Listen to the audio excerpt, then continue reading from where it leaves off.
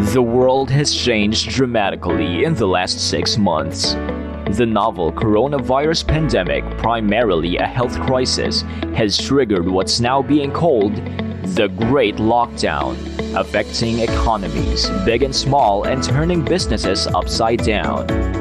Pivoting towards resiliency and sustainability takes a look at some companies pivot for the new economy and remain sustainable. Track Session 2 follows a mini lecture type of discussion. It begins with a 15-minute mini lecture presentation provided by the resource speaker, then a 10-minute presentation by each speaker sharing valuable information, insights, and experience comes after.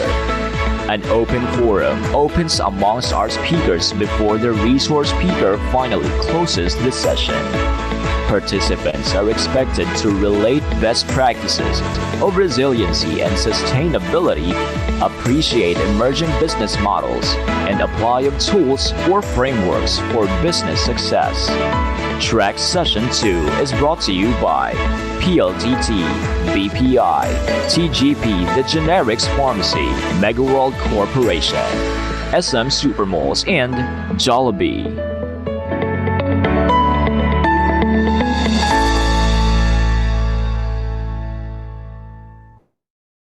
Our host for today's session has worked as a commentator at NCAA on ABS-CBN Sports in Action and as a field reporter for Bandila and TV Patrol on ABS-CBN before he works as a sports news anchor on Game Time, a sports newscast on ANC.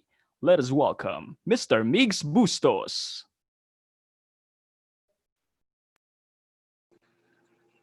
Hello and good afternoon, everyone. Thank you so much for the kind introduction, and thank you for inviting me to host the opening session for today's program. And I am truly honored to be part of this online event, seeing that this is the first virtual gathering of Asia's biggest 5-day franchise event, the Franchise Asia Philippines. Seeing the highlights, seeing the videos, I'm truly pumped personally as I want to learn from the best of the best right here in the Philippines when it comes to this topic. We're on now on our day 2 of the 5-day virtual conference. And before we begin this session, allow me to introduce my partner for this session, our moderator. She is a graduate of the Ateneo de Manila University. Her banking experience covers corporate lending, commercial risk, and SME banking. And she has also given talks on the Philippine SME market in conventions and financial congregations in Malaysia, Hong Kong, and Singapore. And she is now the Vice President for Product Management in BPI Business Banking. Please welcome Jessie Mel Cruz.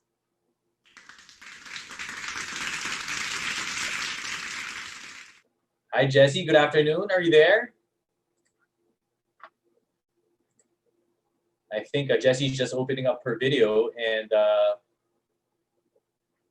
hi, Jessie. Kindly unmute. Hi, Jessie. Hello, partner. Good afternoon. Kamusta? Good afternoon. Good afternoon. It's great to be here, and I'm very excited for our afternoon session. You know, it's very pulse of the nation, pulso ng bayan. We're going to talk about resiliency. That's a basic Filipino character trait, which weathers through these challenging times, and not just weathering, but we're going to talk about as well of adaptability and having to sustain that adaptability.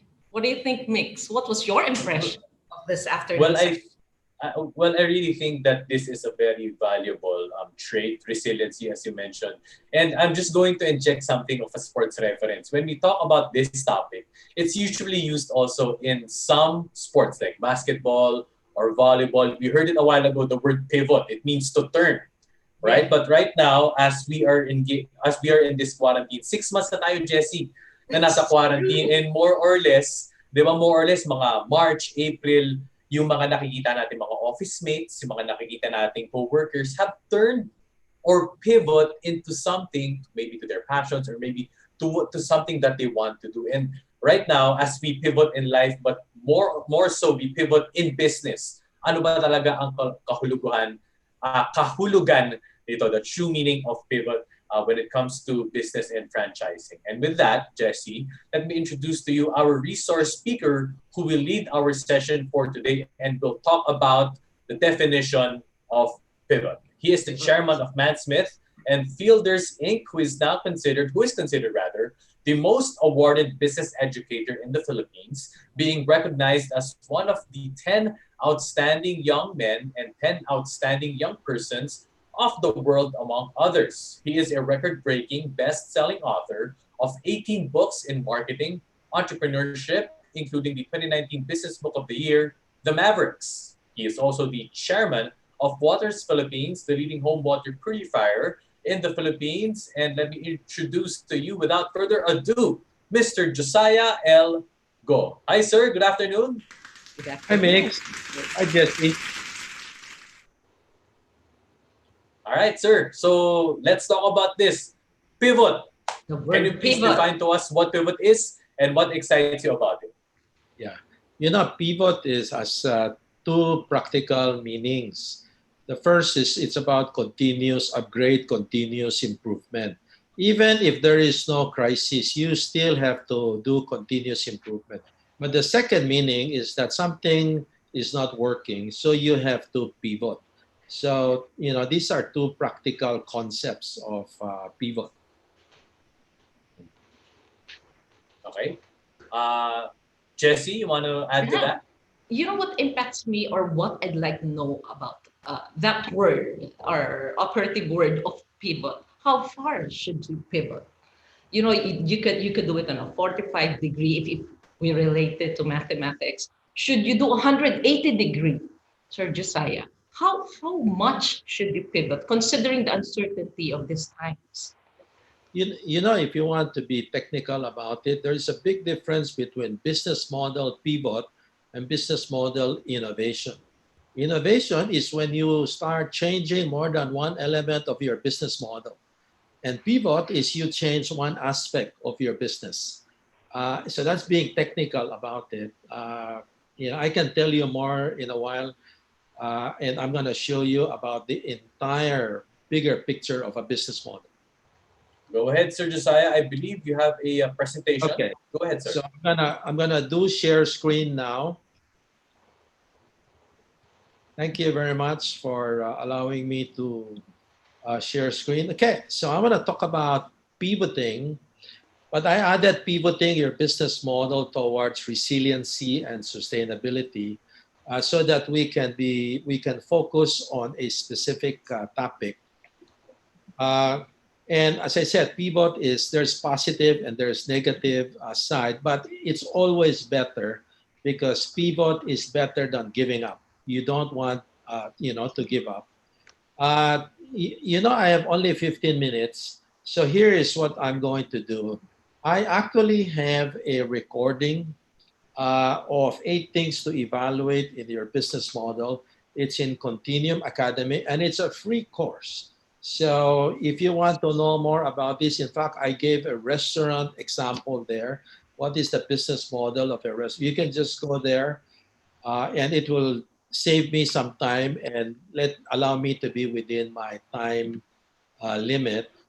I really like the title. Whoever wrote this title is very bright, because pivoting, resiliency, sustainability is actually they're all interconnected.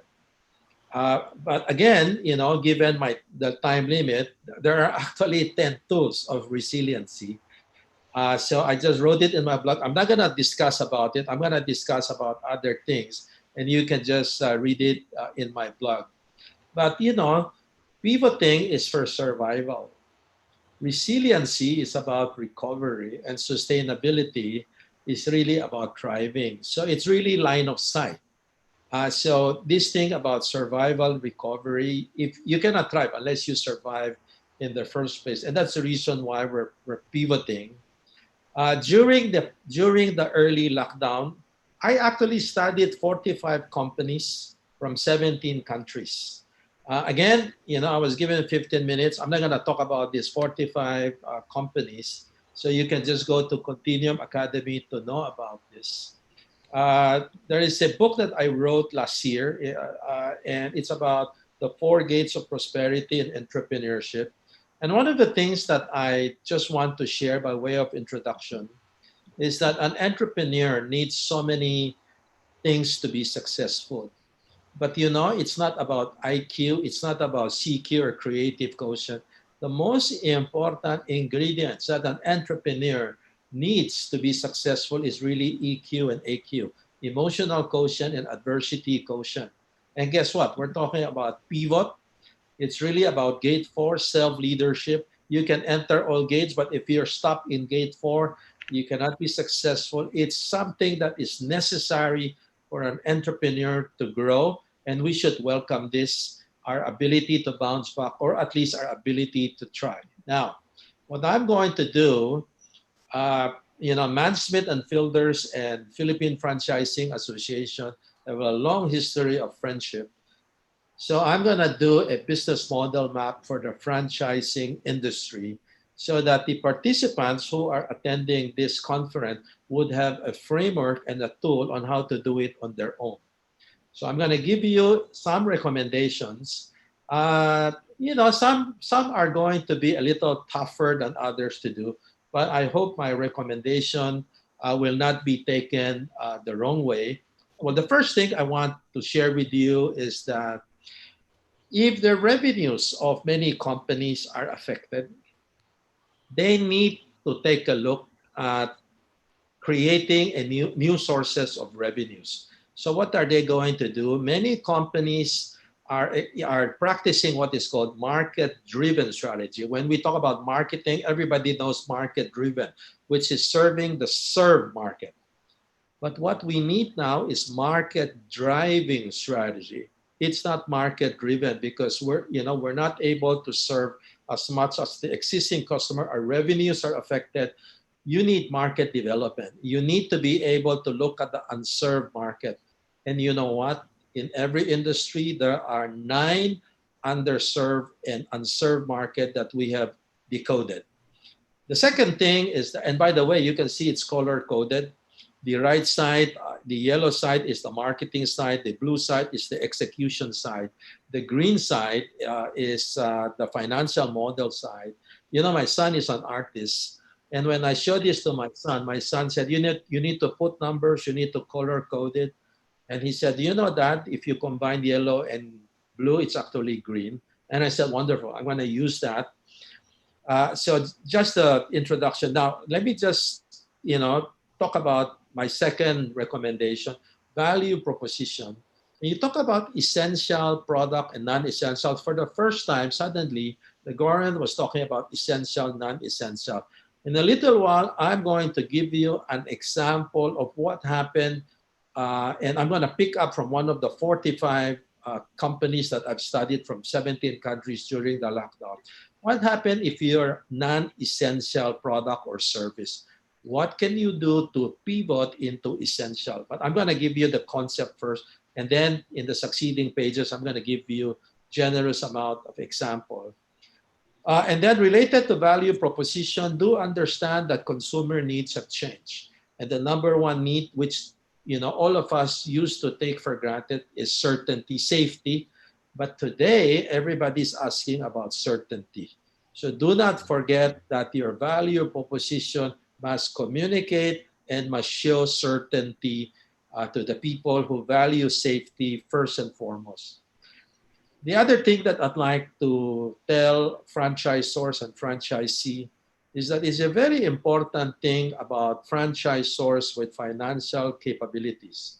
And if you take a look at the PFA membership roster, PFA officers rosters, you realize that PFA is the right organization for franchising. Why is this so? Because these are big companies. These are companies that have been profitable for a long time. These are companies that have brands, and therefore they have a lot to lose if they're not going to make it. Therefore, they're going to make sure that they're going to survive. They're going to make sure that they're able to take care of themselves. And if a franchisor can take care of themselves, then they can take care of the franchisee. It's a very important thing for you to understand.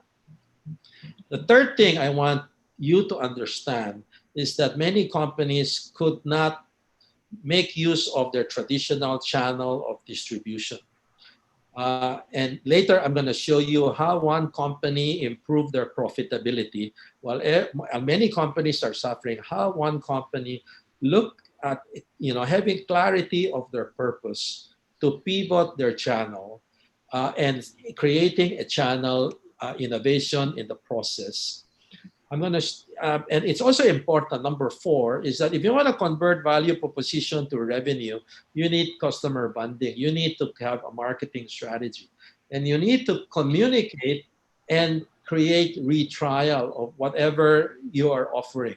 Remember, we have been on lockdown. Many people work from home. We have been on lockdown for so many months. You have to ensure that there is a retrial. You don't want to assume that people already know you. You practically have to have a startup relaunch mindset.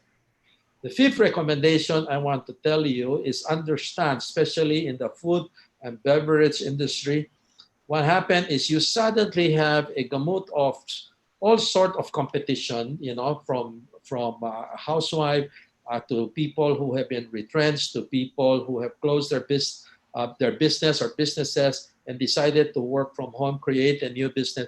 They're into the food and beverage business. And therefore, in terms of pricing, you are now competing with a larger competitive frame. And you now have to review your revenue model. Are you competitive in a bigger arena? And is your price affordable? And so I'm done with the offering model. I'm going to show you now and explain to you the operating model on the left side. And if you look at the value chain, which is the one responsible step by step to deliver the value proposition, 2 things happened during the lockdown. 1, many people could not supply. They had 1 or 2 different suppliers, or they were limited to, let's say, 1 country. Today, we need to take a look. Do we really want to limit our suppliers?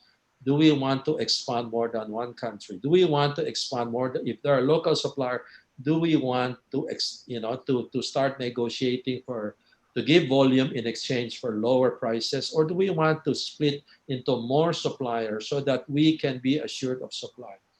2, inventory levels needs to be reevaluated. Why is this so? Because many people run out of inventory. So, companies try to be efficient. So what happened? They run out of inventory. So do we need a little more inventories at this point in time? The 7th thing is the value chain is the forest. There are specific trees that are very important in the forest. You call that process. And you realize that in the pandemic, you need to pivot to agile processes. Many do not even want to have human interaction. So I visited my daughter and my grandson the other day, and there's in the condo there's no human interaction. Everything is QR codes, and you have this machine that is going to measure your temperature. What is your process like? Is it really there's a lot of human intervention, or none, there are machines that is going to help you in doing your process. And you look at capabilities. I'm going to show you example later of how companies use their resource, hard asset, soft asset, use their competencies in order to create a new business during the pandemic. Look at your complementors. Do you have crisis-proof franchising contract? And I'm going to ask a critical question now. For those people who have experience franchising contracts, is it possible that a crisis-proof contract within the franchisor-franchisee relationship would give the franchisor competitive advantage? Is it possible that the franchisor, having defined their business continuity plan, would have a better confidence level from their franchisee? And then you look at reconfiguration. I'm going to show you example later of dual businesses, how companies pivoted from 1 business to 2 businesses. And they're all related. Reconfiguring, start doing, stop doing. Look at resources, competencies, look at your value proposition, and then look at your costs, look at your, and so many companies are now cutting costs now, but it is in the context of operational efficiency that matters. I want you to take a look at the first and the last, number 1 and number 11. Studies of Harvard in the past 3 recessions reveal it is important to take a look at market development, market driving strategy, and it is important to look at cost in the context of operational efficiency. So if you look at the right side, marketing, if you look at the left side, execution, and the bottom side, finance, there are only 2 ways to increase your profit. You either increase your revenue or reduce your cost. You want to increase your revenue, look at the right side. You want to reduce your cost, look at the left side. Reinvent. So versus the other business model canvas that you may be familiar with, we have 11 building blocks that emphasize that is giving greater emphasis on value chain and reconfiguration. So I want to give you examples now of market development. Look at Carl Balita. Carl Balita is a school for review, nursing review, teachers review. Take a look at what he has done. He now has virtual interaction, conferences, and events. He looked at his strength for the last 10 years. He's been doing online and said, what can I do? Well, he has more experience than everybody else. Now he has a new division. Now he has dual transformation. He can have 2 businesses. During the pandemic. Look at MANSMITH, for example. We have Sensei Academy. We have over 100 courses. We have been teaching practitioners and entrepreneurs. But then we realized we have over 100 courses. We have over 20,000 slides. It's easy for us to pivot and start teaching high school and college students. In fact, we have piloted 3 classes for high school, 14 years old and above. And we realized that, it's easy to do it, and we have done it, and 14-year-old people understood what we were trying to share with them. Even the business model that I shared, we just simply changed the example to TikTok, something that they're familiar with and they're very fond of. And so we realized that if you want to pivot, you need to look at pain points. What are the pain points of the consumer? So what are the pain points for high school students? Well, many of the schools, the teachers teach marketing and entrepreneurship. Unfortunately, they don't have marketing, entrepreneurship experience. They actually teach theories. They have never seen a marketing plan, they don't even know how to actually do a marketing plan. So that's where we come in. I have always believed that we have to teach innovation to young people in high school. So we're going to start teaching innovation to high school students and college students, something that should have been available in the Philippines. I want to show you another example. This is a live event stage producer.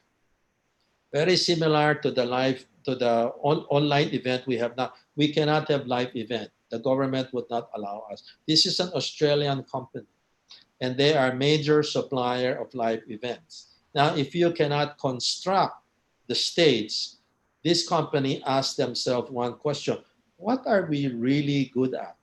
And it turned out what they're really good at are really 2 things. 1, carpentry. 2, design. So guess what they did? They pivoted into creating work-from-home furniture.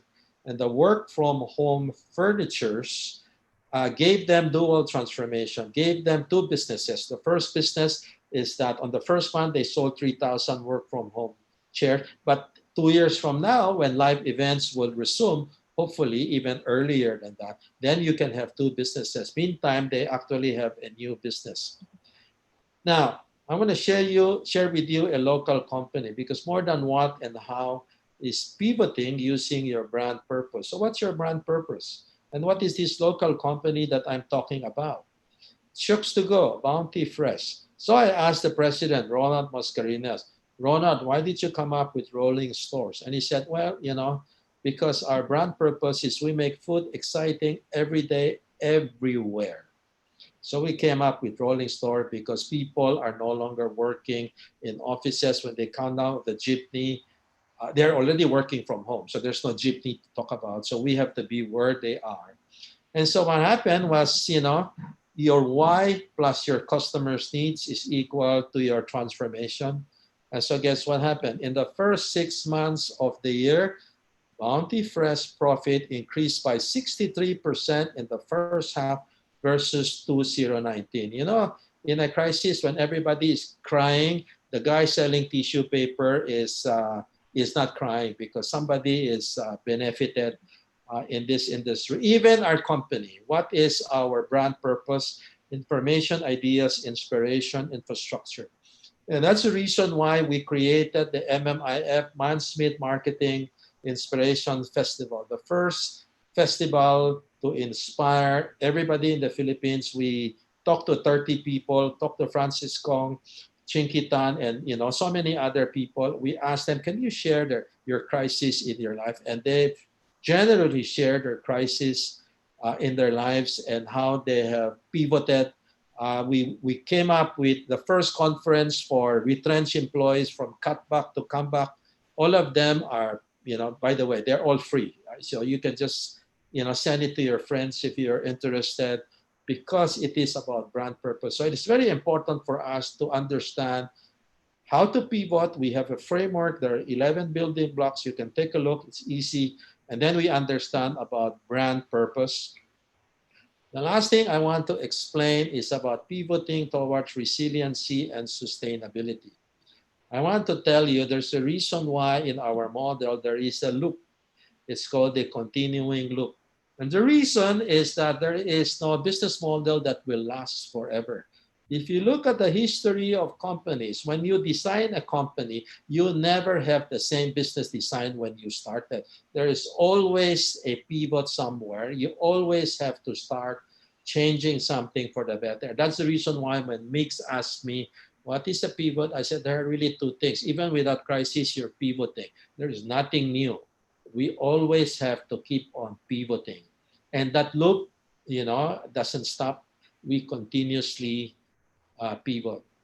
So lastly, I want to pay tribute to the founders and the officers and the members. I want to pay tribute to the franchising industry.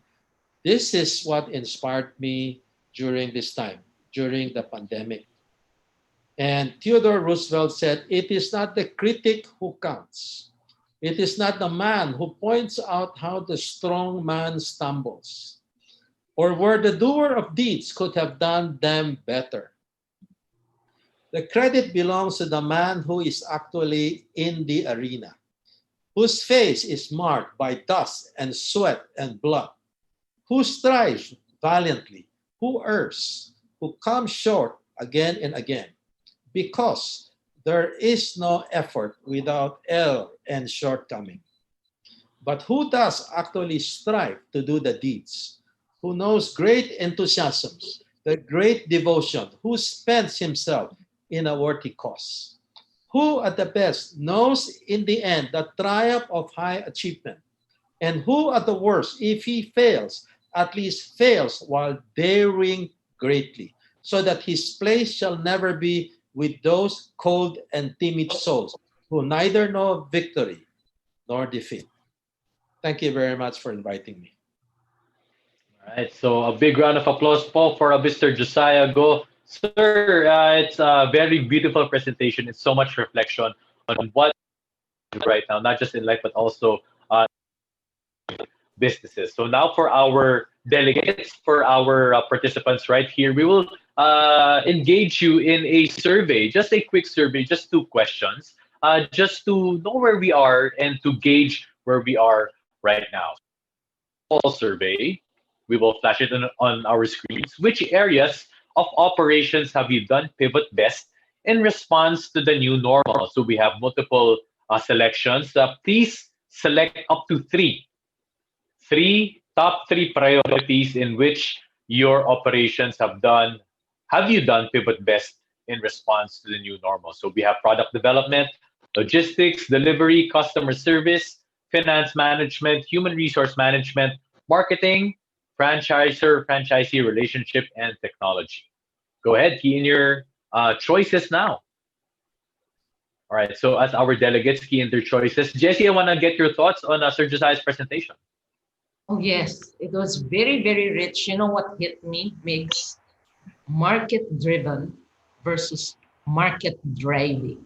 I've been witness to this because right now we have a proliferation of this home-based businesses.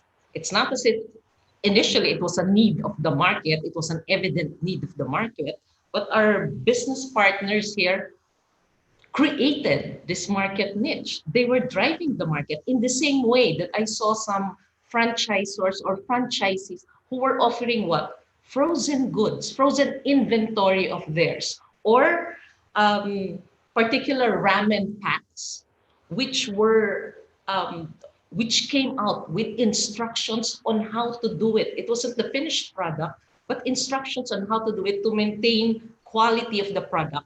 So our businessmen were hitting a lot of aspects in their businesses here. Inventory management, they were hitting brand recall, marketing to make sure that they maintain their presence. So in a way, they were doing some market driving. So Josiah, your talk was really very, very to the point.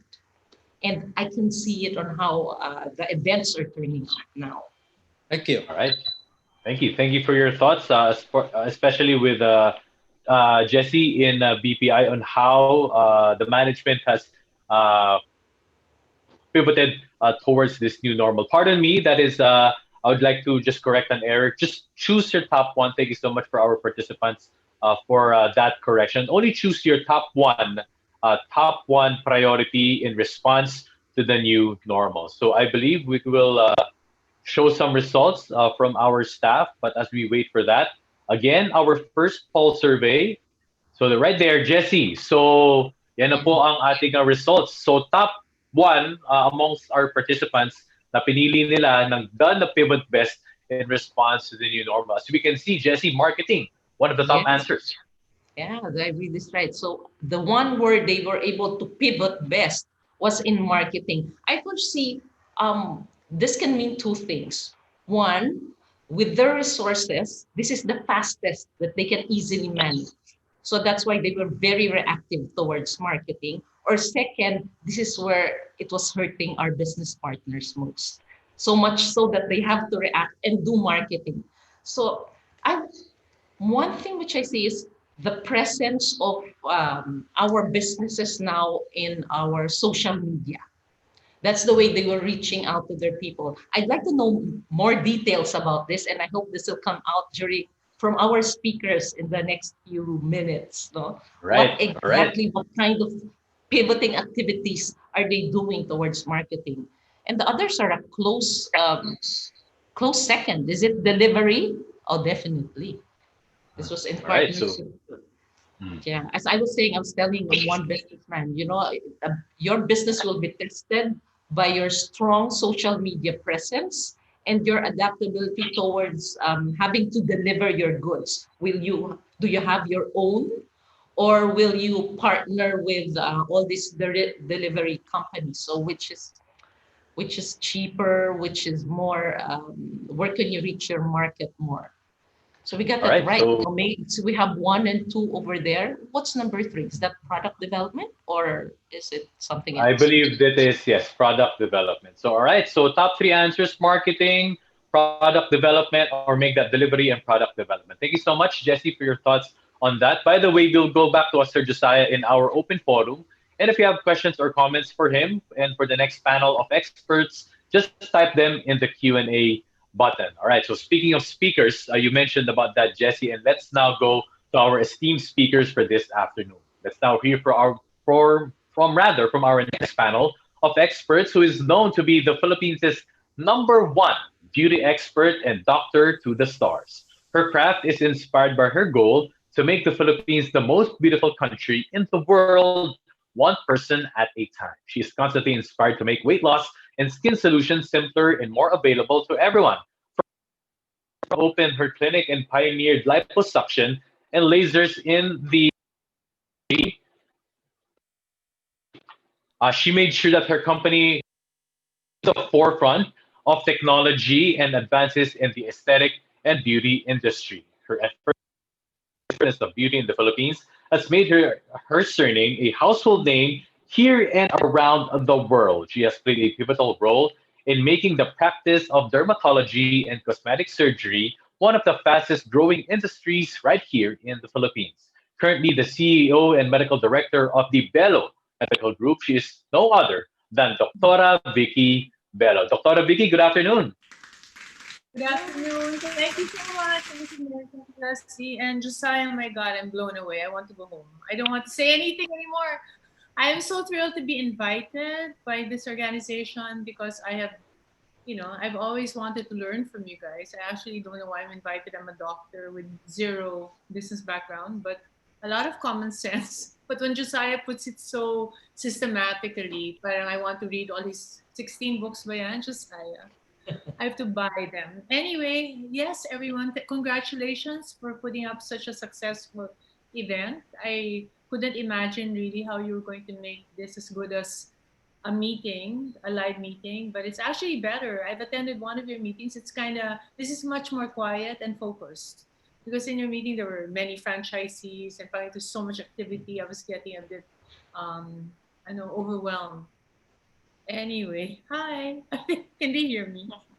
Yes, Doc. So, Go ahead. Go ahead. should I just go into my talk or how does this work? Next. I believe, Dr. Vicky, you have a video presentation, and then you can go ahead and straight away to your talk. So I will present how BELO Medical Group, it's just a BELO Medical Group. If you want to ask me about BELO Essentials, you just have to ask. But our video is about BELO Medical Group because that's really where I am most of the time since that's my baby and I'm a doctor. Can we play the video, please? So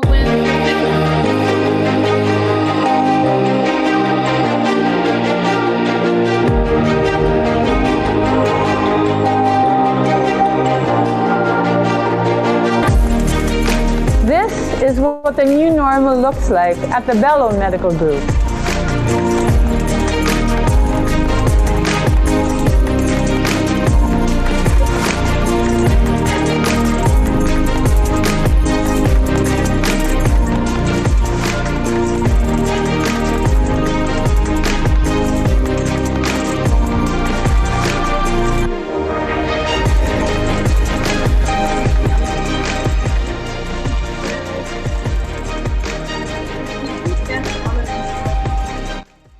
either antigen testing or rapid testing just to make sure. We figured out that that safety was number one in everybody's mind. So it was no longer the plushness or the decor or whatever. We just wanted to make sure that the patients felt safe. So when you enter, you do have the foot bath, and then you have the mat. Then of course we have social distancing. We went all the way. I'm part of this. This is the IntelliPure unit. I'll talk about it later. Everything you get on your phone. There's no magazines. There's no brochures anymore. There's nothing. Our chairs, if you can see, are covered in plastic because every time a person leaves, we recover it again in saran wrap. We do keep our distance from you, and we talk about it. So if you can see, there's a shield between the facialist or the doctor and the patient. It's like a clear acrylic shield. We also have scavenger units that scavenge all the bacteria. We have the IntelliPure unit, which can filter out bacteria, viruses 40 times smaller than a coronavirus. It is a NASA-approved IntelliPure unit. It is much better. It's 40 times better also than a HEPA filter. We only keep shorter hours. There's so much cleaning going on, so everything's by appointment. You can't walk into our clinics. You have to have an appointment. We leave spacing between every patient of at least 30 minutes so we can mist everything and clean everything. So we are welcoming everybody. We're so happy because a lot of the patients say that they feel safer in BELO Medical Group than they do in their own homes. I was very lucky. Is it going to show? No. What's the next one? So I was very lucky to be chosen as one of 10 international aesthetic doctors to put up the protocol for opening beauty clinics under COVID.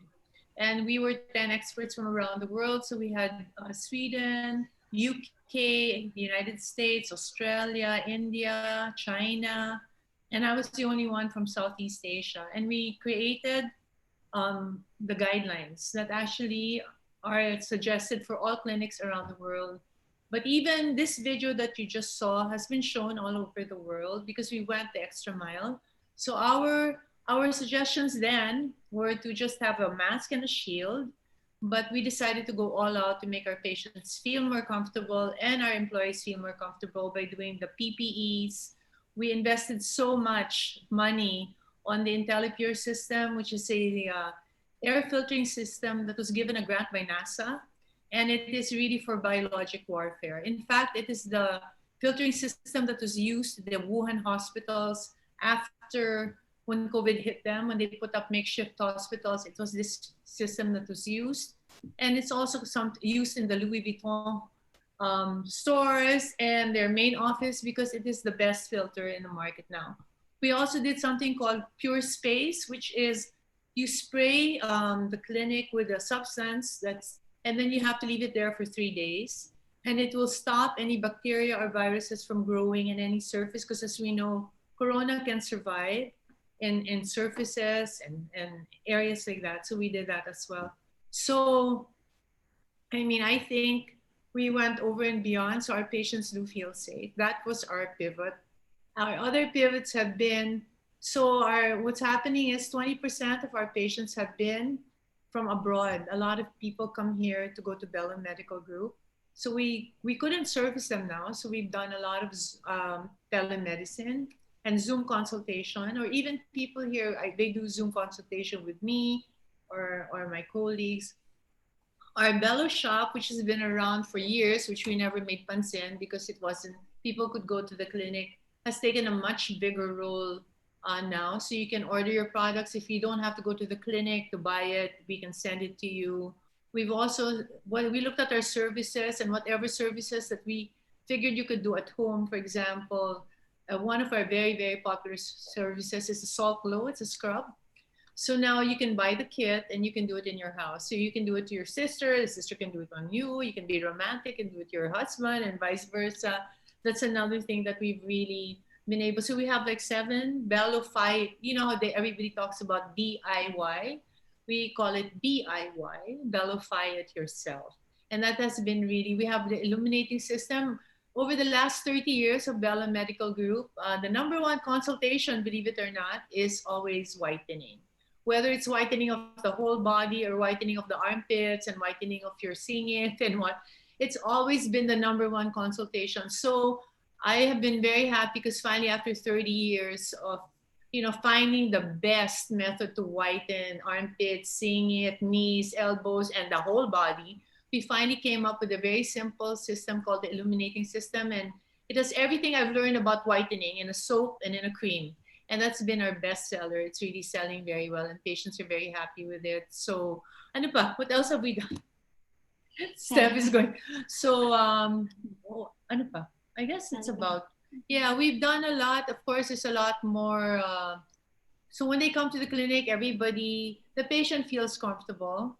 If they require a mask, a lot of times you can't do a facial because, you need to remove a mask to do facial. So there's always this shield so that you don't, and our doctors are always N95 and PPEs, even our facialists, all our people, so they feel safe. But the patient herself can remove the mask. Anyway, we have the IntelliPure system, we have the scavenger system to remove all these things. But it's been a challenge. We're only at the, since I'm part of this group, we've been monitoring around the world. In the States, they're up to 90 to 100% of their previous patient load.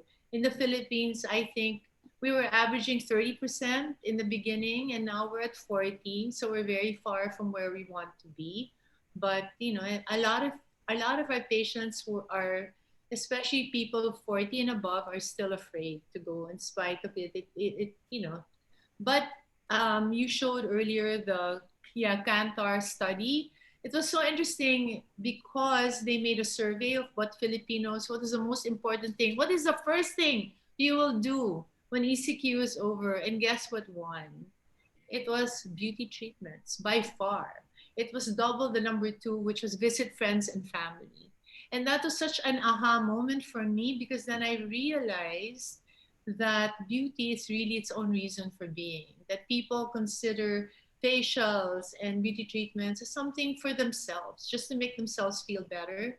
They weren't doing it to show off to other people, because before we thought maybe they want to look good because, of parties and seeing other people. But now we realize that beauty is an instinct, like wanting to eat, or it's like they need to feel beautiful just for themselves. So we had such an influx of people when it first opened, all these people who were really waiting for months to have their faces cleaned, that they had all this maskne, they had all these blackheads they couldn't stand looking at in the mirror, they had pigmentation. I mean, they were, oh my God, we're so happy you're open. Parang I felt like we were really providing a necessary service for these people, because it made them so happy just to be able to take care of themselves again.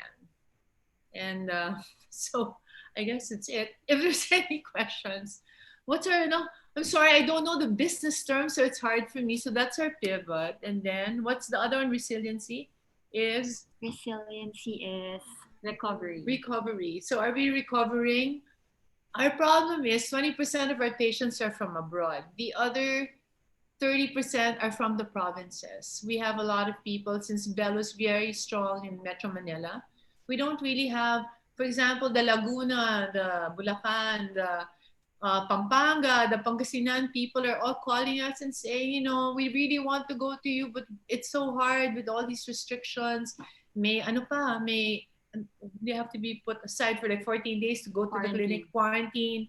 And so they're all wanting to come. So it's like, sabik na sabik kami sa kanila, and they're very sabik with us. And sustainability, well, I'm thinking of new ways all the time. We're doing a lot of marketing. I've become very, very active in social media. So Instagram, now I'm even in TikTok. Parang hello talaga, but that's where the millennials are. So that's where you have to go. Very active on YouTube. So I'm actually busier than I've ever been before, because you have to work so much harder to get your patients to come. And but I'm having so much fun because it's a different world.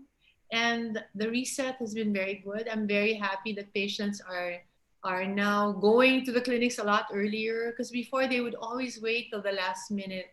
Like we're supposed to be open from 10 to 7. The bulk of our patients will come in at 4. And then, we'll have to go overtime. But now they've been trained to come early.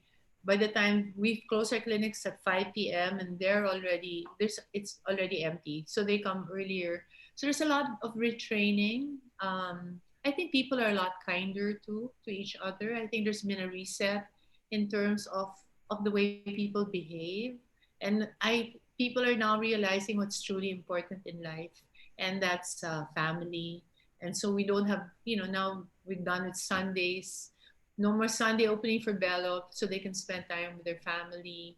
And I think the work-life balance has become a lot better. So we have happier employees. Although, we slowly or gradually, we were able to support them in the beginning, but then as funds were running out, it was very scary for me, because I think I've been blessed by God that the moment I opened my clinic, within 2 weeks of opening, without even a signage, I was already profitable. So this is the first time in my life where, I just see my balance go down lower and lower and lower. And it's like, oh my God, I'm panicking. So unfortunately, yeah, we've had to go down to a 5-day work week, but a shorter one. So that's a thing. But overall, people are all working from home. We're trying not to get too many people in our head office, because of course we're scared people contaminate. And if one is positive, then it becomes a big mess. And so as much as possible, we're trying to keep everybody in the house. Of course, in the clinics you can't, because but then the medical staff is very, very careful. So that's why, in spite of the heat, they're still doing their full shields and masks and PPE from head to foot and booties and etc. All right. So thank you so much, Dr. Vicky BELO, for sharing with us your pivot, your experience in your pivot with BELO Medical Group. Thank you so much, Dr. Vicky BELO. We certainly would like to ask more about the safety protocols applied and what is the new normal like at the medical group later on at our Q&A portion. Right now, transitioning to our next panel of experts this session, was 2016's Asian CEO awardee and a certified franchise executive. He is the chairman emeritus of Potato Corner International, the first and original flavored fries in the Philippines, which to date has more than 1,300 or 1,300 branches worldwide and is known to be the world's best flavored fries. The 2016 Asian CEO awardee and a certified franchise executive was recognized as 2019 Asian Institute of Management AAA awardee, the highest alumni achievement award of AIM. Aside from the brand Potato Corner, he also has 100 stores of other kiosk brands nationwide, which makes him the king of kiosk, known as the partner ng bayan who helps entrepreneurs with limited financial and managing capabilities to innovate and to grow. He is Mr. Jose Magsaysay Jr., CFE.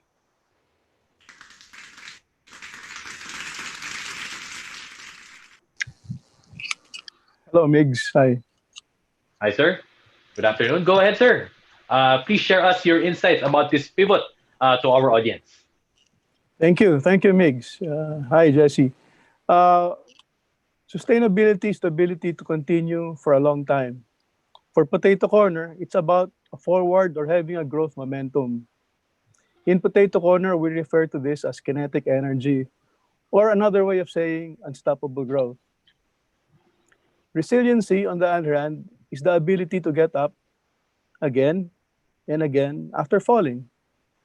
A good sustainability plan often impacts a disaster, softens a disaster and a crisis, and will aid in being very resilient. Everyone or every company has different strengths. At Potato Corner, our strength has always been in micro franchising. We continue franchising the microwave, or the way we call it, Potato Corner custom micro franchising, something like that. And our strength is also our franchisees. During the Asian economic crisis 20 years ago, we did not have to pivot. We just remained calm. We bit the bullet. And once things normalized, we grew again and followed the same business model we were strong at. We franchised again. So it's franchising again. From 2001, with less than 40 stores remaining after the crisis, we grew the business back to pre-economic crisis level of 120 stores again by 2004. And in 2004, until now, we've been breaking our own record year on year. Of course, until this year. It was a different story when I was GM at Mr. Donut during the Asian economic crisis. We grew Mr. Donut from 200 plus stores to 800 plus stores in less than 3 years. Yeah. We were opening one store every day in Mr. Donut. How did we do that? In Mr. Donut, our strength at the time was franchising. Way back then, 99 of the stores were franchised. Mr. Donut's strength was also its being an international brand and its donut production facilities nationwide. What does this tell us? Number one, a leader and team are tools. There is a right person for a crisis situation or a person who is gifted with being resilient. And there is a person for a business that requires sustainability. Find the right tool or personality for a job at hand to lead your organization. Number two, the crisis will stabilize and we will grow again. This time we are not starting from 40 stores in the Philippines like what we did in 2001 and 2000. We are starting again from 1,000 plus stores worldwide. Again, we will break records. Number three, confidence and trust. In any kind of hyper growth stage, you will need to show leadership that is cutting edge. Being in the forefront of your industry will attract people to follow your lead, and you will inspire others to follow. Today, We have built a very sustainable model that is also resilient because we keep on growing. Thanks to franchising and to our franchisees. And for 28 years, we now have built a strong team, a team with 28 years of domain knowledge built in, which no other micro or cart operator has in this industry. This time, we are more prepared for this crisis than the economic crisis that hit us 20 years ago. Guess whose stores were ones that continued to operate in spite of the scars of the battle after the Asian economic crisis? It was our franchisee stores. Special thanks to our Cebu franchisee partner, Therese Gonzalez, and her family for keeping the brand going during that Asian economic crisis. There was almost a 70% fallout at the time. Without the number of stores we had by way of franchising and our franchisees, we would have been closed by the end of 2000. Before COVID-19 lockdown, last March, Potato Corner had almost 1,400 stores operating worldwide. After the third month of this crisis, more than 1,000 stores have reopened. Our overseas operations are growing. Because of our current magnitude, even if we had the same fallout like 20 years ago of 70%, we will still be left with over 400 stores. But this will not happen because our team, our employees, our suppliers, and our franchisees partners, we will again continue our kinetic growth. Franchising is our cutting edge. Our sustained growth got us overseas, and today, it is our overseas operations that are contributing to our resiliency. This speaks about growing within and around your core strength, which is about pivoting. This is what pivoting is all about, growing around your core strength. This pivot now creates many diversified core business channels around our own core business. That helps us become resilient and sustainable. These 3 months of initial lockdowns hurt our stores and our franchisees' performance. What did we do? Well, we always think about the welfare of our business partners, our franchisees. All the time, that's all we think about. From the very first franchisee, our mission was still the success of our franchisees. So for them, we created the Special Forces Army.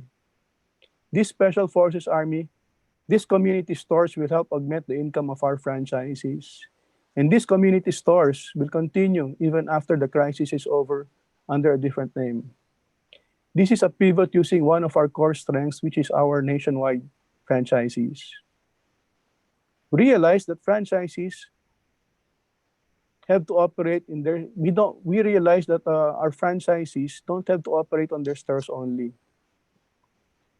The crisis helped us see that community-based business or commerce is now a strong model for sustainability and resiliency.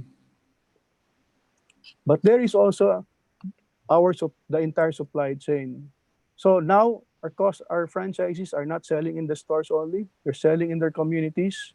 And now we have a supply chain that's supporting all this nationwide Special Forces Army. This COVID-19 crisis did not activate a pivot move or a reaction from us. Potato Corner has been growing and pivoting from one crisis after another all its 28 years. For Potato Corner, in 1992, we did not have money to grow, so we franchised. In 94, we had friction on how to best run the company with friends as business partners. What did we do? We hired a professional to lead the company for us. In 2000, I took my master's degree in entrepreneurship and I finished in time to restart Potato Corner again after the Asian economic crisis. In 2001, we started franchising again.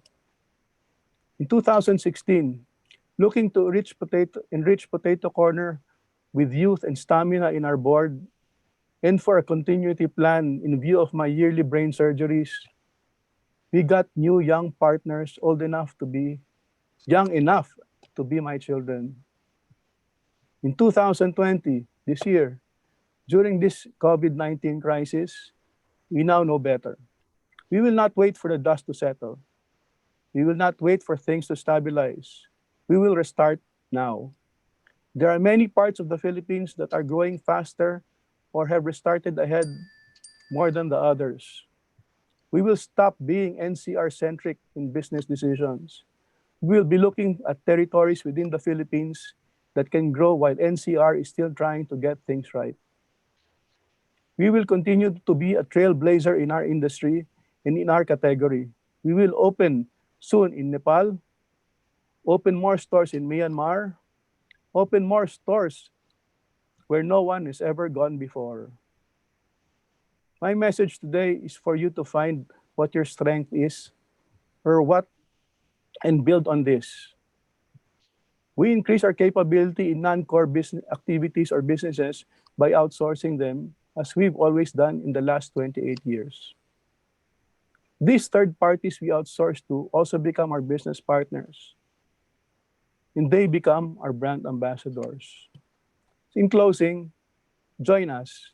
Be part of our community e-stores.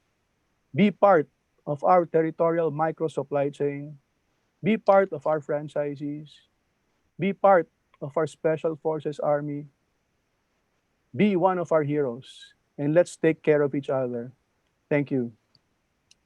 Thank you. Thank you very much, Sir Jomag or Mr. Jose Magsaysay. We all can't wait to hear more from you later. Now, the last in our panel of experts for this session is the CEO of Leechiu Property Consultants, Inc., or LCP, a privately held professional real estate brokerage company. And he has 25 years of experience in real estate and is considered the leading commercial real estate broker in the Philippines. Now, prior to LPC, he was the founder, or co-founder rather, and CEO of Leechiu and Associates, Inc., where he elevated the status of the company as the country's top real estate brokerage. And as Leechiu and Associates merged with Jones Lang LaSalle Leechiu, or JLL, in 2008, he became the country manager of JLL and the only Filipino international director of Jones Lang LaSalle Leechiu, where he led its growth to exceed the combined revenues of their competitors, thus becoming the second most profitable office of JLL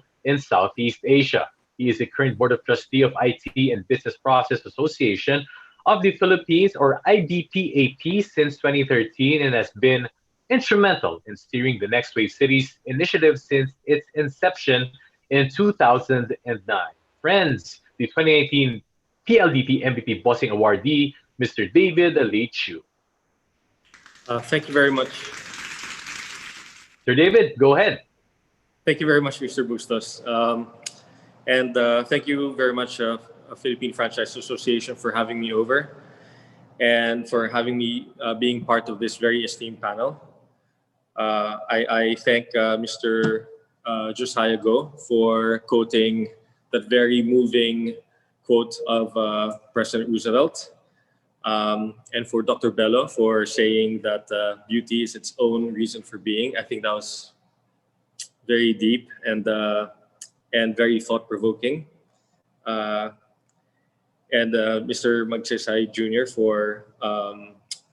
for sharing with us the importance of using your outsourcers to help them become your brand ambassadors. I have been asked to share what I see in the market today and what I think will happen in the future. And I will answer that with just 2 slides.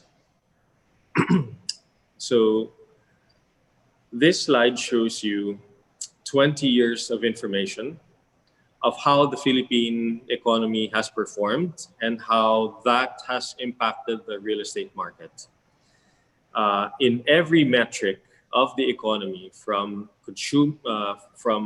per capita income, from remittances from overseas Filipinos, from tourism arrivals, the stock exchange and how that's done, BPO employment, and how that's impacted the Philippines. If you can just look at these metrics, you will see that for the last 20 years, it has been an unbroken ascent to prosperity.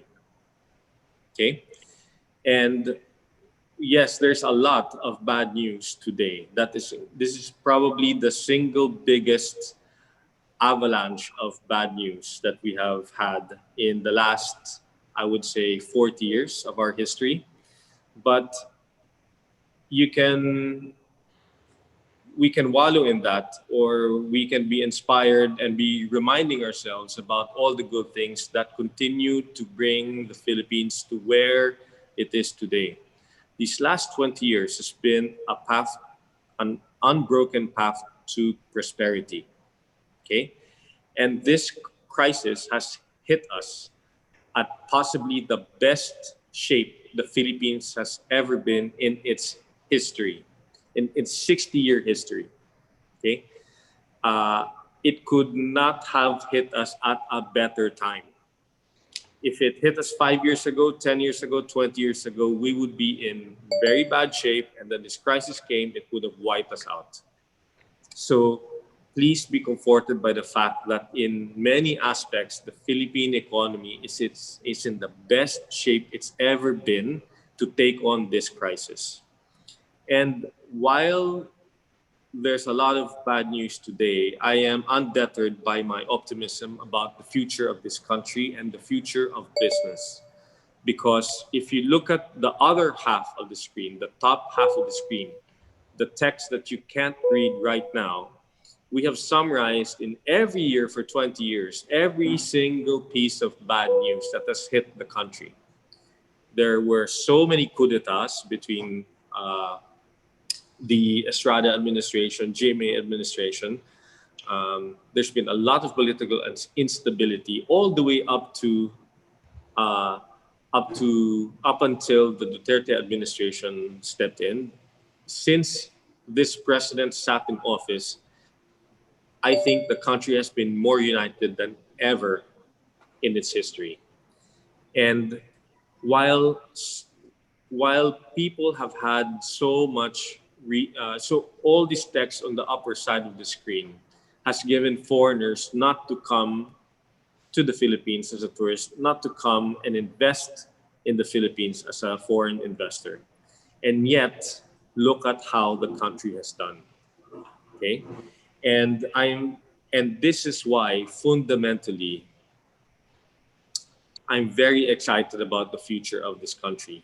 We have a trip. We got tripped today because of this coronavirus, but I think we will gracefully recover from this. We're probably not performing very gracefully now, but I think there are many reasons why we will be recovering from this much, much faster than many people think. So, next slide.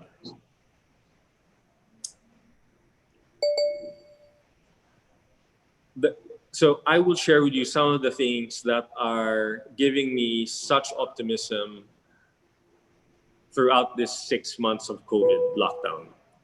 Yeah. First of all, is that comparing the Philippines to other countries are already reeling from a recession.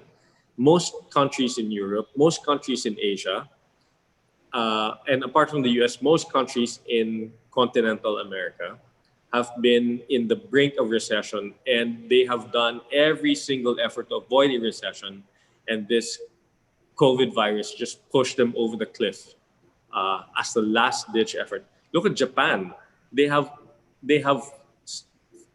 Prime Minister Abe has fired the so-called 1,000 arrows, okay, up in the air. So there's a sky full of arrows launched to save the economy. And what did the virus do? It just cleared it all out and wiped out the Olympics, the single biggest arrow that they had to revive their economy. Look at the Philippines. We're in such good shape. And to prove that, the office market in the Philippines is the only office market in the world that is still growing. It is growing at a much, much slower pace, but it is still growing whereas every other office market in the world has contracted. So net, year-to-date August of 2020, from January to August, the Philippine office market has taken down 300,000 square meters of office space. You net the companies that contracted, which is another 100,000, you deduct that from the 300, you'll still be left with 200,000 square meters of net growth in the office market. And what does that mean? It means that there will be at least 40,000 jobs that will be created in the Philippines, have been or is being created in the Philippines because of this demand for office space. And who is taking it is the BPO sector. Once again, for the last 20 years, the BPO sector, together with the remittances, have propelled the economy of this country to prosperity. And because of that, most prices of real estate have continued to hold even today, with one exception, and that is the coastline of Batangas, Nasugbu, Batangas. There is a place, there are villages in Nasugbu, Batangas called Punta Fuego, Tali Beach, and Kawayan. And these three villages are probably the only three villages and the only property market in the Philippines that continues to rise in value, where buyers are more than sellers and buyers are almost bidding each other just to get real estate, the right kind of real estate in these places. And that's been happening for the last 4 or 5 months. The high-end market has been holding so far. The mid-end market is really having a tough time. The lower-end market has had a very, very hard time. But overall, the property market is still holding. Next is the residential market. The response of many developers, because of the squeeze in buyer sentiment, their response to that is to offer lower deposits, lower monthly installments, bigger lump sum payments at the end on the handover date, and lower interest financing costs. And because of that, even during the hard lockdown between March all the way to June of 2020, the developers still sold 66 billion pesos worth of real estate during the lockdown. So it's a lot better than zero. It's a lot better than zero. And I'm very, very excited about tourism because nobody is coming into this country. And yes, while we had a record year in 2019 with 8 million visitors, 8 million foreign visitors is nothing compared to the 40 million that Thailand has been enjoying for the last 10 years, or the 16 million that Indonesia is generating, or the 18 million that Vietnam is generating, or the close to 60 million visitors. 84 million visitors that France is enjoying, or the 80 million visitors that Spain is enjoying in a year. And so, just like you know, the entrepreneurs here in this webinar, that it's a lot easier to set up a business when there's a market, and all you have to do is figure out a way to bring the market to your store. Well, that is the story of the Philippines. With less than 50% of 1% of the global share of global tourism, the sky for me is the limit. And let's talk about what the government has done. So many people have talked about what the government has not done. Well, actually, what many people fail to appreciate is that this government has had very strong fiscal discipline, to the point where the Philippines is probably the only country in the world that generated an upgrade in credit rating during the COVID crisis. In May or June, the Japan Ratings Agency upgraded the Philippine ratings to AAA minus. That is unheard of. That is unheard of. Whereas many countries are being downgraded, the Philippines is the only one, if not one of few countries that have been upgraded. The Philippines has recently borrowed 10 and 25-year money from the foreign market at rates below 2.4%. And the spread between 10 and 25-year money has become so thin. And why is that so exciting for me? It's because that means that very soon a real mortgage market will emerge from the Philippines, which will make housing so affordable to everybody. At the moment, on a per capita basis, it is so unaffordable. And what has the central bank been doing? One of the ways to achieve efficiency is to bring out the money that is right now just in the banks and sliding it out into the economy. There is this thing called the reserve requirement ratio, where 18% of all deposits need to be kept in the vault, whether it's in the central bank or the bank itself. And that reserve requirement, which was at 18% 18 months ago, is today at 14, and it's making its way down to 8%. At 18% 18 months ago, it's one of the highest reserve ratio requirements in the world. And bring it down to 8 before 2022, which is the target of the central bank, that will make the reserve requirement ratios of the Philippines still one of the highest in Asia Pacific. And the movement from 18% to 8% is going to release the equivalent of 50% of the GDP in cash, moving it out from the vault into the economy.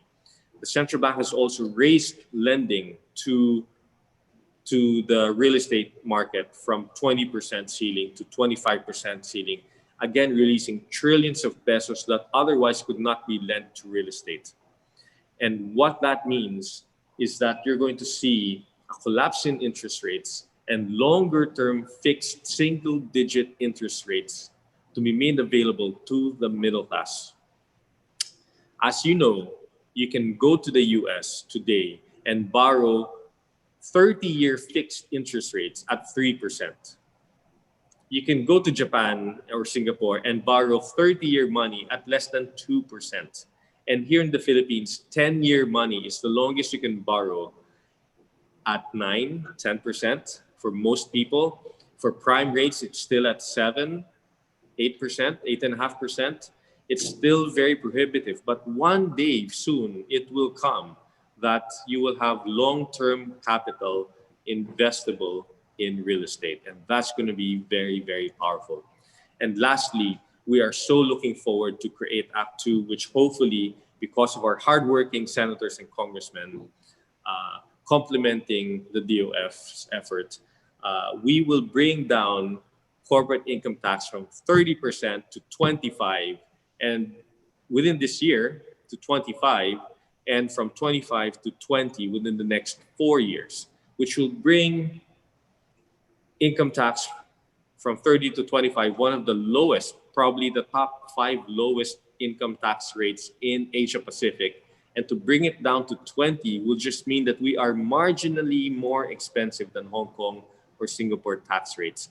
And that's going to introduce a new level of liquidity in the market without additional borrowings, without additional foreign direct investments. And the last thing that I'm so excited about that many people don't realize are the 11 infrastructure projects that are under construction today that will be completed in the next 12 months. What that means is that every month that will pass from here to 12 months from now, you will have a new infrastructure project that will be completed between the geography of Clark, Manila, Cavite, and Laguna. And that will cut traffic by half. It will give each person in this geography of 30 million people 3 hours more of their life back that they never had in the last 40 years. And that will translate to probably the biggest release of economic productivity the Philippines has ever seen. That is what is waiting for us as we get out of this COVID crisis. And so I think more than anything, why are we benefiting from all this? It is because of the hard work that many people in particular in the DOF and the central bank and NEDA and the PSC and the central bank have been doing for the last 5 years. And with that, thank you very much for allowing me to speak, and I look forward to sharing more of my thoughts with you all. Right. Thank you. Very much, Mr. Leechiu, and thank you for creating that positivity in the real estate landscape. Now we're getting a lot of a flurry of questions, and we'll be throwing some of these questions to our speakers. And in the interest of time, we hope you can make your advice or your answer very quick. Now for Mr. Josiah from Maria Teresa Campos, is being a market driver always better than being market driven? If it depends on the situation, how can we evaluate which approach is better? Josiah? You need to do both, because you cannot abandon your existing market. Just because you're focusing on unserved market does not mean you abandon your existing market. So you need to do both. That's the answer. Right. Thank you so much, Mr. Josiah. Now this question is for Dr. VICKI BELO, and this question is from Alan Cow. Right. So good afternoon, Doctora. In pivoting businesses, it is almost inevitable that there are costs and investment considerations. What is the fair estimated allocation maybe, that should be passed to clients for customers? For example, for face shields and masks and the PPEs, sometimes they're being passed on to the customers or to the patients. Dr. VICKI? Well, I'm very, very proud to say that we have not passed on even 1 cent to the patient. Although I was asked by my accountant and my general manager to pass it on, and that's what everybody's doing. My thinking is people already don't have work. They're probably not earning as much. You're trying to save money, and then you're going to pass on this cost to them. I said it's like buying a new laser. Let's just look at it as that, because a new laser can cost up to 14 million. Or even, let's say, I think we probably spent on PPEs and all the IntelliPures and everything between 14 and 20 million. But I said, let's take the cost in, because I don't think they can absorb it. But from other doctors that I've been to, they really have a separate cost. It's very, very clear. It's not passed on in the disguise of they put it into the cost of the service, or they put it in the cost of something you buy, but rather for your PPE, for the patient's PPE, they charge between 1,500 and 2,000. And they're not charging for their own protection, because I think it's a job and responsibility of every, but it's really dentists that have been doing PPEs for a long time, because since the time of HIV, working in the mouth, very sensitive, bleeding, they've been doing PPEs for a long time. So I asked them, and they say there is an extra charge, like a VAT, but there's a PPE charge, and it ranges between 1,500 to 2,500, and it's clear that that's what you're paying for. And I think that's a fairer way to do it, rather than put it under hidden costs. All right, thank you so much, Dr. VICKI. Jessie, go ahead. Yes, for Joman from Alexander Araque, Chairman MAGSAYSAY. Congratulations on being so successful in the Indonesian market. How would you explain your success and continued expansion in the Indonesian market? You have so many branches in many malls here in Indonesia. So thank you for that. Thank you for that question. We have 120 plus stores in Indonesia, and almost 95% have reopened in Indonesia already. So we're very happy. The formula is really to get a local partner and trust that local partner to run the business. And then for international, we classified every country in relation to the Philippines. For example, Indonesia is like the Philippines. So our strategies and the way we do business is similar to the Philippines. And that's what made the difference. Right, thank you so much, Sir Joe Mag. Now this question is for Mr. Leechiu. Sir David, in what aspect does the real estate property business pivot? I think the one inflection point that we're going to see here is the availability of very cheap funds for long term that will feed the next step up in per capita income, in wealth generation. If you look at the last 15 years, we went from $1,500 per capita to 3,000 today. Whereas Indonesia, it's at 6, 7. Malaysia is at 11, 13. We're so far, far behind our neighbors.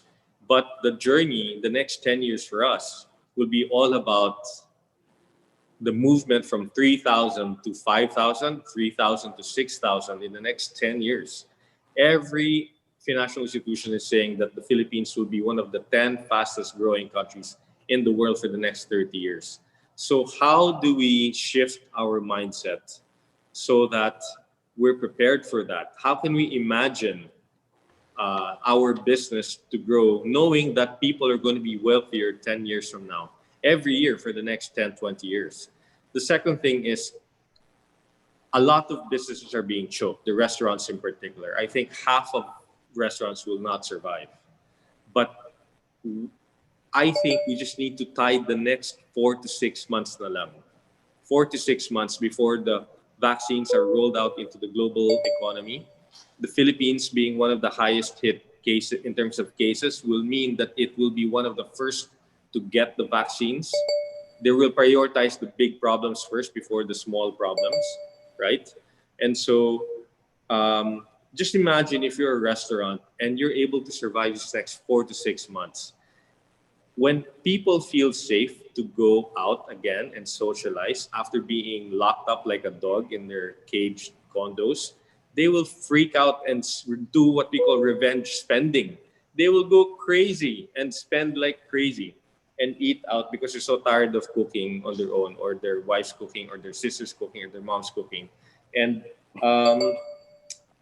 you as a restaurant to survive will just pick up that entire market, a very ravenous, eager to spend market. Right. So thank you so much for that, Mr. David Leechiu. With that, may we hear the closing statement from our lead resource speaker, Mr. Josiah. Go. You know, one of the things that I'd like to remind you is that this is just temporary. And I think you've seen that message consistently from all the speakers. And let me reiterate that adversity is a step for us to become stronger. If we don't experience adversity, how else are we going to be stronger? So we should, embrace the different challenges, find a solution, find mentors, ask around, ask how we can improve on our things. If there is a need to find even new business partners, we should be open to that. And I wish everybody the best of luck. Right, so that was a brilliant opening session. Once again, thank you to our lead resource speaker, Mr. Josiah Go. And for the interest of time, we still have a session in about a couple of minutes, but very enriching, very informative session by Dr. VICKI BELO, Sir Joe Mr. MAGSAYSAY, and Mr. David Leechiu.